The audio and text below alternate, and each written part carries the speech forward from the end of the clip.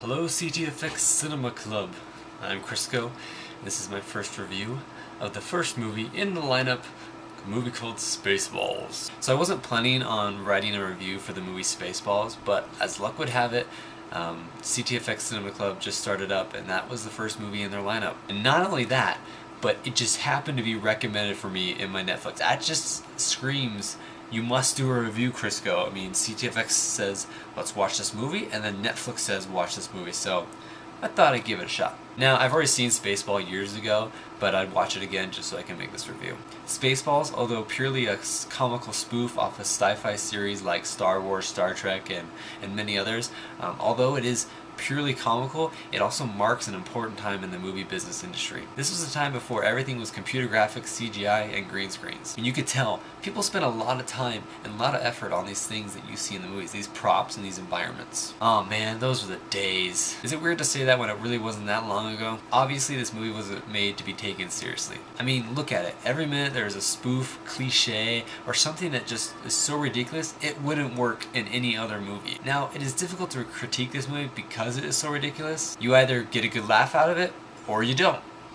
I don't think there's really an in-between. People don't feel, meh, it was alright. It's either you watch it, enjoy it, or you watch it and you just can't stand it. Now, you don't watch this movie to analyze its political meanings or costume styles. No, you watch this just to get a good laugh at really cheesy jokes. So, from a purely entertainment standpoint, I'd say I enjoy this movie. Now, Oscar-worthy, no, but you know, in that case, when you just want a good laugh and you don't have to think too much, go for it. Now, it's really hard to pick a favorite part of the movie just because everything in it has basically a quote you can go out and say in public and no one will understand what you're saying.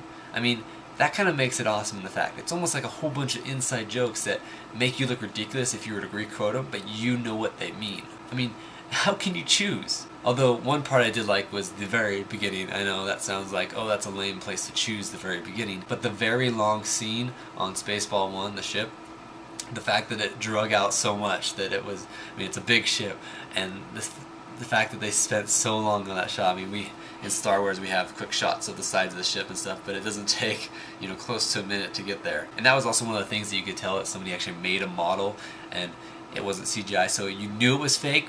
But, you know, it's because of movies, you make yourself believe, you know, like, okay, I'm going to suspend reality and say, that's a spaceship.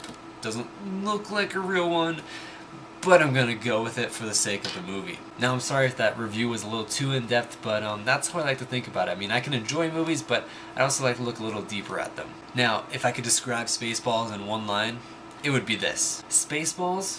Well, Spaceballs is a movie best watched late at night on little sleep and with lots of candy. So there you have it, my first review for the CTFxCinema Club. I hope you, Charles and Allie, and of course my audience watching this, enjoyed it. So give me some feedback and maybe I'll do another review for the next film on the movie lineup.